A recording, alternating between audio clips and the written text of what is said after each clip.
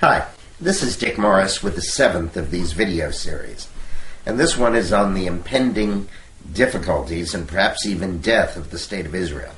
Israel was founded 60 years ago as a haven for Jews that had been persecuted throughout Europe and throughout their history. But now, after 60 years, its existence is literally imperiled. Iran is racing to develop nuclear weapons, and may have them by the end of the year, may have them early into next year. And at the same time that that's happening, the U.S. government is basically abandoning its historical position of support for the State of Israel. President Obama and Secretary of State Hillary Clinton have made very, very clear that they will not support Israel in the event Israel attacks Iran prophylactically to stop it from going nuclear, and have not at all made clear what the United States will do if the Iranians refuse voluntarily to relinquish their nuclear weapons program. Instead, all of what Obama and all of what Hillary Clinton are doing is to insist that Israel freeze its settlement policy and agree to a two-state Palestine-Israel solution. Now, we all know that a two-state solution ultimately is what's going to happen and what's going to work. But the problem is that the Palestinians have made clear over and over again that they are not interested in living side by side with Israel.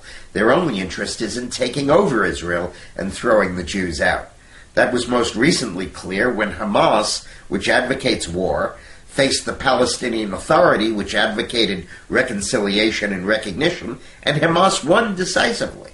And when Israel gave over the Gaza Strip to the Palestinian Authority, Hamas moved in, threw the Palestinian Authority out, and used that territory to set up rocket launchers with which to attack the State of Israel. So Israel knows that if it gives up more of the West Bank, if it halts its settlement activities, if it permits a two-state solution, all it's doing is giving the Palestinians intent on their destruction another base from which to launch troops and rockets and other attacks. But the United States is clearly not standing up and supporting Israel. It's basically implying that we are prepared to live with an Iranian nuclear weapon. Now, that may be fine for the United States that has this massive retaliatory capability.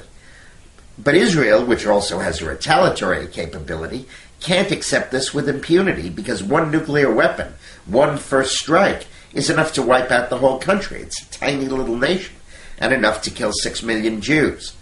Now, hypocritically and viciously, Obama is going to the Middle East and not visiting Israel, but instead visiting a Holocaust memorial, even as his policies raise a serious likelihood of a second Holocaust in our lifetime of 6 million Jews killed. And one can't watch what Hillary Clinton is doing and going along with this Arabist policy and not be overwhelmed by the hypocrisy of somebody who pretended to represent the state of New York with its Jewish community as United States Senator, now going along with policies when Israel's very life is on the line. Thank goodness Israel is being led by Netanyahu, who is a strong and capable leader who's not going to take any nonsense. And most likely Netanyahu will be forced, without American support, to attack Iran, to postpone the date of their acquisition of nuclear weapons. And most likely this will cause another Mideast war. And most likely, in that case, the United States will, for the first time, not be supporting Israel. It's a sad day for the United States of America.